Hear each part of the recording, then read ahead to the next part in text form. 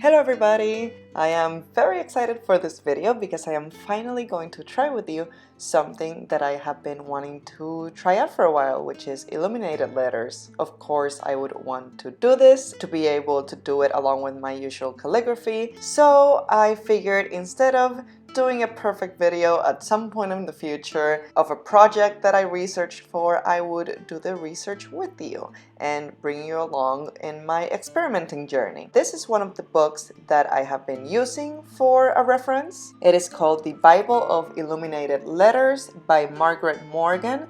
By the way, I apologize for all these sounds outside and sirens. I live in a very transited area of Chicago, so it just happens. Anyway, so here I am showing you 3 particular pages that I am using as inspiration for the piece that I'm working on today, which I will talk about a bit more shortly. The first page I showed was a Celtic style, which I marked because even though it is not very similar to what I'm about to do, it is the one that matches, quote unquote, my usual calligraphy style the most. The second page I showed you is Ottonian, which is basically the one that I liked the most in terms of the design of the letter. And then the third page is Gothic, which I just in general really liked the vines and the way the design is made with this. I actually ended up not really using it that much in this particular design. I ended up sticking with pretty much entirely the Ottonian style and just simplifying it a little bit, but it was still a good source of inspiration and something that I want to work with in the future. Then the second book that I love using as a source of inspiration and research is the Book of Bibles, which is from the Taschen collection. They do a bunch of books like this, which are a tremendous source of information for various topics. I actually have another one from their collection that is more for costuming, and this one in particular is basically a bunch of amazing quality images of Bibles and manuscripts, mostly medieval. It is categorized by books, so you can essentially find a Bible in particular that you want to look into, and you can read some information about it, you can see images. It's just a wonderful, wonderful book. The next step on making this design is building a grid on my paper. I am using watercolor paper, some raw edged watercolor paper, and this part is tedious. I know. It feels like there is nothing artistic about it, but it is just so necessary in order for your design to not look wonky and off and like it was done in a bus. This process actually took me way longer than you see on the video.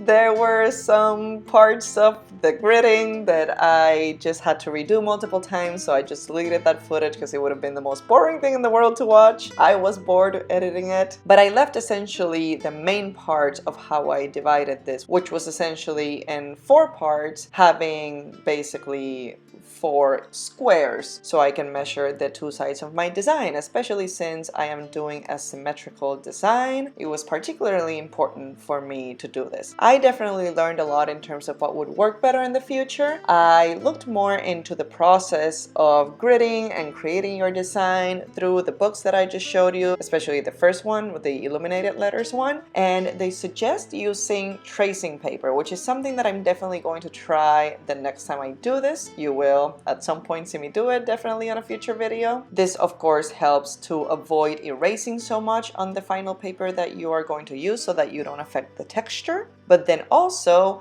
I could basically just already use grid paper and I don't have to build my grid. I just have to define the edges and what the center points are and just, you know, some main points, but I don't have to be counting centimeters or inches in order to get a symmetrical design. So I think for the future, and this was my first main lesson doing this exploration, is I will use grid paper, whether it's dot grid or usual grid, it doesn't matter, and define my guidelines, create the design there, and then use tracing paper to transfer it over to the final paper that I am going to use for the colored in design. So for this project, I wanted to do the letter I, and the choice of that also has a lot to do with this future video that I keep referencing. I am working on a bigger calligraphy project, which is essentially what I have been doing to do more of for a while.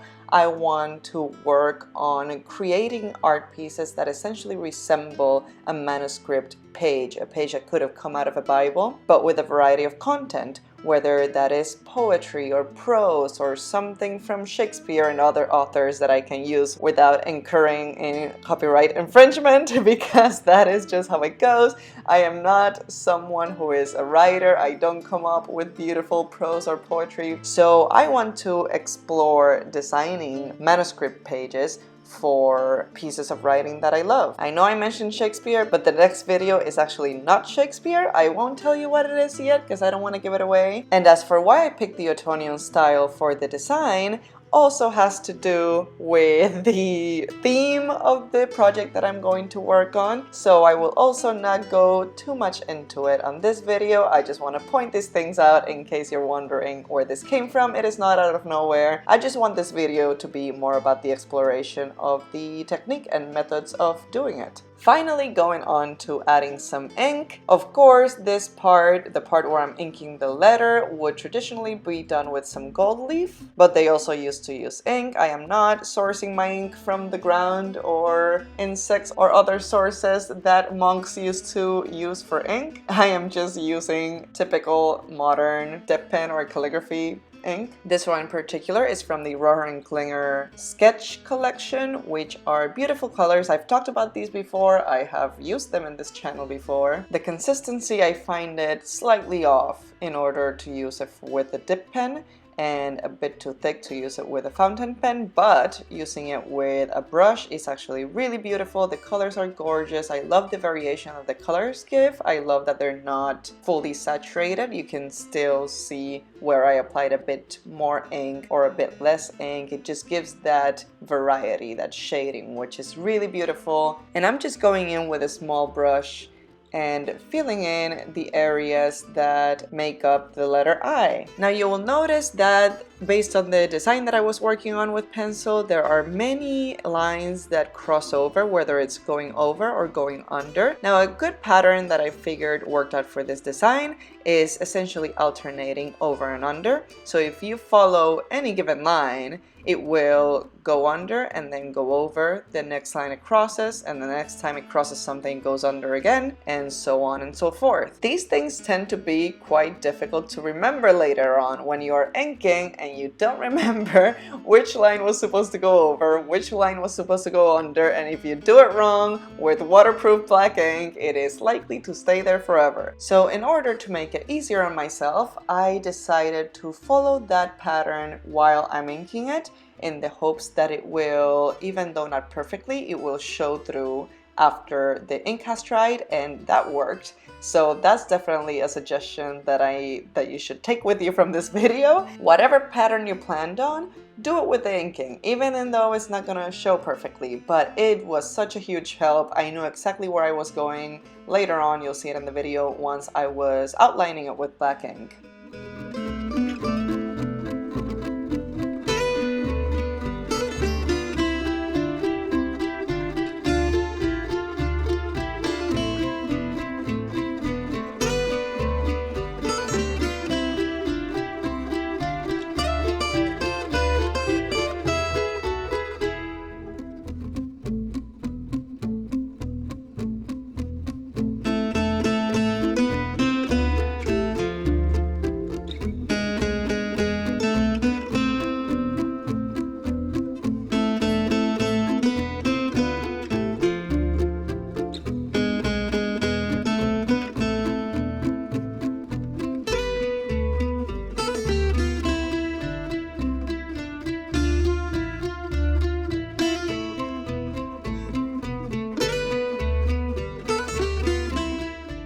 Moving on to the background, I know I wanted some sort of darker, cooler color. Not completely cool. This is still a very warm design, and I did end up going with a very warm green, but it's a very dark green. It is Diamine Salamander, which I only have this sample vial from Goulet, but it worked perfectly. I actually didn't end up using that much ink anyway. I also used water in order to dilute it already on the paper, not in the vial, so that the ink would blend together better, especially for the large areas on the sides of the eye. This wasn't as much of a problem in the smaller spaces, of course, but on the larger areas, the water was a huge help. You can still, again, see the shading and some areas being darker than others, but I actually love that. I love that you can see that it's ink. I love that you can see it was done by hand and not on a computer. So I decided to leave it like that instead of giving it a second coat. But if you don't like this, of course, you can go back in with the ink over it and it will look perfectly smooth and seamless. Another good tip in terms of inking the background, especially when you're doing a background that's darker than the actual design, is using a small brush. Just go smaller, and then if you realize that you can actually handle a bigger brush without going inside the lines, then go for it. But especially on those smaller areas within the eye, not the background around it on the sides. I am so glad I switched to the smaller brush that I was using for the yellow, for the eye, because if I would have even tried to go in with the only slightly bigger brush, but still bigger brush that I was using on the sides, I would have definitely gone all over the yellow. You could of course also use masking fluid for it. I have personally never used it. I have one, I have never tried it. So that's something that I need to explore at some point in the future, and that would probably make it much easier. I know that depending on the masking fluid and the paper, it could affect the texture of the paper, so that you would have to experiment with whatever paper and masking fluid combination you're using and material afterwards. But it could be a huge help if staying within lines is an issue for you. Also, don't mind my cat. He decided that what I was doing was not important and it's time for him to have a screen appearance.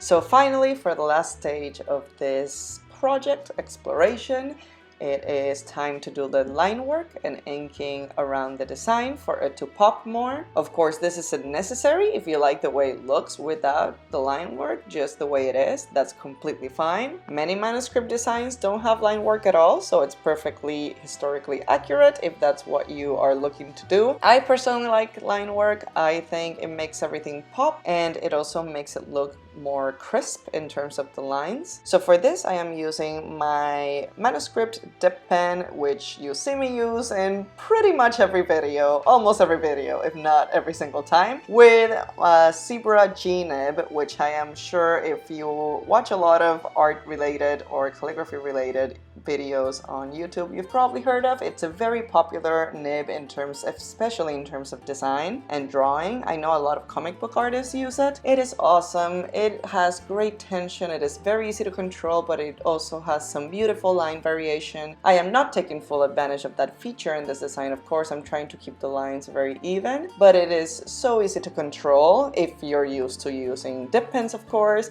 I highly recommend it. I know they sell it on Amazon, they sell it on a bunch of art stores, but I'm using it along with the Delarauni FW acrylic artist inks in black. This is a very heavy ink. It is, as the name implies, acrylic ink. So it is actually not the easiest to control in terms of the flow of it through the nib. You have to put quite a bit of it in the nib in order for it to flow smoothly. But once you get the hang of it, it actually works very well, especially when trying to do very even lines because of the nature of it being so thick. Another huge perk about this one is that it dries extremely quickly. So even if you are working on a design like this where it's interlacing and you need to go back and forth putting your hand over it, if you forget to use blotting paper like I did, I would have completely ruined this design multiple times if this ink did not dry as quickly as it did. I do have quite a few other black inks that I'm really wanting to explore, so you might see me use some different black inks in future videos, but this is one that I definitely recommend. I love using it. It is also extremely waterproof, by the way, and just fun to use. But what ink isn't fun to use? I love ink. I'm obsessed with it. You know this by now. We all share this obsession. But anyway, this is all I have for you today. I learned a lot doing this project. I hope I could teach you something or you could learn something from watching this. If you decide to do any letters inspired by these, please share them with me on my Instagram, which I always put at the end of the videos. I would love to see them, and I will see you next week with another video. Have a fantastic day. Bye!